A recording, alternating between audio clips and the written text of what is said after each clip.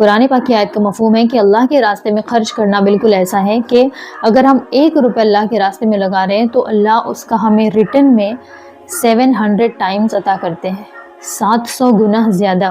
سبحان اللہ۔ تو 1 روپے اگر ہم لگا رہے ہیں تو اس کے بدلے میں اللہ کی طرف سے ہمیں کتنا ملنے والا ہے؟ 700 گنا زیادہ۔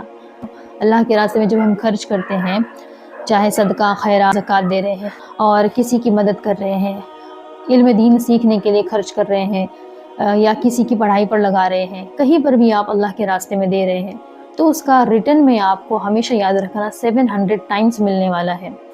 تو جب اس یقین کے ساتھ دو گے نا تو انشاءاللہ اللہ تعالیٰ کیا فرماتے ہیں، جیسا میرا بندہ میرے ساتھ گمان کرتا ہے بالکل ویسا ہی معاملہ میں کرتا ہوں۔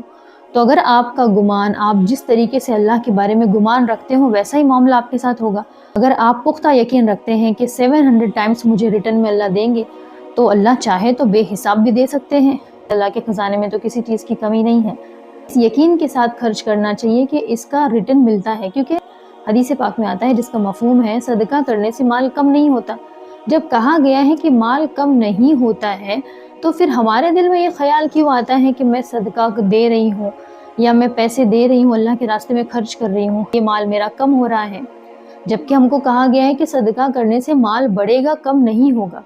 تو ہمارا اس بات پر پورا یقین ہونا چاہیے۔ جب پورا یقین ہوگا تو انسان دل کھول کے اللہ کے راستے میں دے گا۔ اور ایک حدیث پاک کے مفہوم میں آتا ہے کہ اللہ تعالیٰ فرما رہے ہیں کہ اے ابن آدم، اللہ تعالیٰ فرما رہے ہیں اے ابن آدم تو لوگوں پر خرچ کر، میں تجھ پر خرچ کروں گا۔ سبحان اللہ۔ اللہ وہ ہے جس کے خزانے میں کسی چیز کی کوئی کمی نہیں ہے، وہ آپ کو بے حساب دے سکتا ہے، بے شمار دے سکتا ہے، آپ کو دینے سے اس کے خزانے میں کوئی کمی نہیں آنے والی۔ تو سوچئے اللہ تعالیٰ ہم سے کہہ رہے ہیں، اللہ تعالیٰ ہم سے کہہ رہے ہیں کہ ابن آدم تو لوگوں پر خرچ کر، میں تجھ پر خرچ کروں گا۔